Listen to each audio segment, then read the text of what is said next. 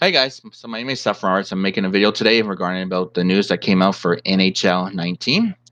So they had brought out a post today regarding about all the different changes they made since the beta. So I'm going to go over a few things there, especially when it comes to the EASHL mode and drop-ins as well.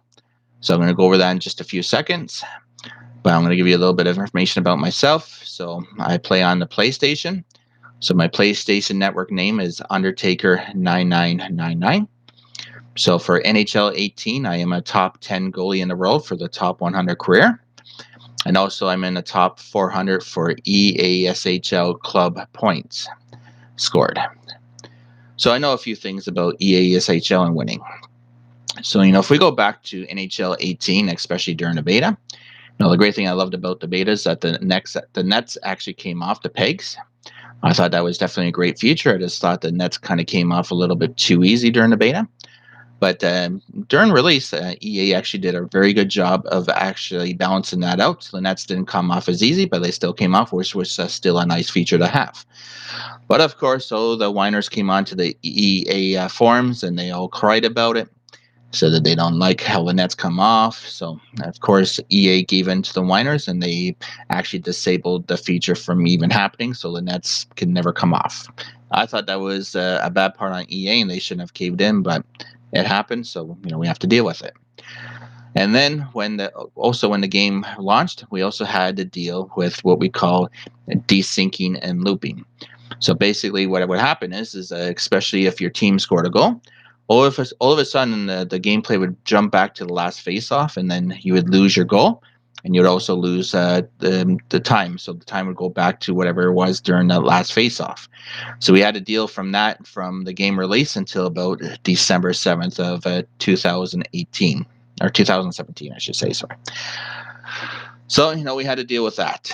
So definitely it takes wins out of your sails when things like that happens, and it was definitely frustrating for us players.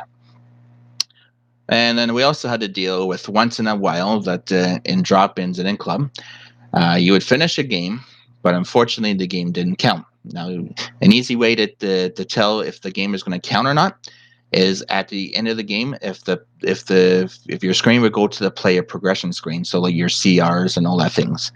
So if it doesn't go to that screen, if it goes straight to the end of the game page where you can select through the 3 stars and all that stuff, it goes directly to that page and it skips the player progression, the game will not count. So it doesn't go towards your stats, it doesn't go towards anything.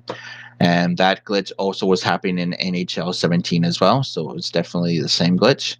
But definitely the syncing and looping that was going on for the first 3 months of the game, that was the definite major issue of NHL 18.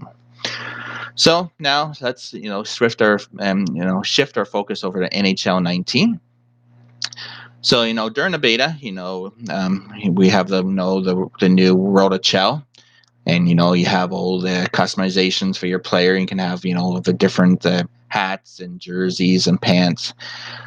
So I was getting used to the idea of drop-ins is now going to be wasn't going to be the present NHL jerseys that you get to pick from. It would be wherever you customize your player. Well, NHL 19 announced today that the customization things for your players is not going to be in drop-ins. So it's just going to be for 1 versus 1 versus 1. So they say they done that for visualization, so that during drop-ins that you're not going to get mixed up about who's your teammates and who are not your teammates. Now, I think that was definitely on EA's part, and especially the art direction. I think they just could have made the jerseys, the white jerseys a lot more white and the dark jerseys a lot more dark. Because sometimes the white jerseys, they also had like dark stripes and symbols and whatever. So sometimes you don't know if it was actually a white jersey or if it was supposed to be dark and vice versa. So, it was definitely a clusterfuck. But it was a few minor changes in the art direction, and we could have made that work. But EA has decided that it's not going to be drop-ins at all. And then we also found out today that broken sticks are not going to be in the game. So this is I'm definitely not one for subtracting things from the gameplay. Broken sticks do happen in real life. It's something that the NHL players have to deal with. especially for us gamers during the last generation for PlayStation 3 and Xbox 360. This is something that the players have been asked for a lot of years, and then we finally got it. And now EA wants to take that away from us. So for today, since they made an announcement, I've seen a lot of people saying that they're happy about that, and I've seen also players saying, "What the fuck?" So I'm definitely one of those players saying, "What the fuck?" You should have just left it alone, and it should definitely be in the game. But they're going to take that away from us now, so now we have to deal with that as well. So I really hope that EA can, take on our considerations, especially when the game launches for the first couple weeks. And, hopefully we can get that sorted out. And I would hope that they might change their mind and actually bring back the broken stick. So it should definitely be back into the game. I'm also for, bringing back game misconduct, especially for drop-ins and club. Especially in drop-ins, there's too many trolls these days, who fuck up the teams and don't want to pass or, go offside all the time, trolling goalies. So I would definitely love to see them bring back game misconduct. So that might make those players think otherwise before they do stupid shit. And maybe try to get the customizations worked out for the drop-in, so we can actually.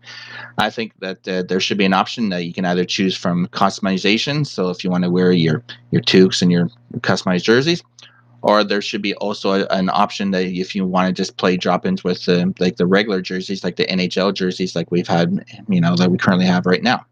So there definitely should be two options to choose from.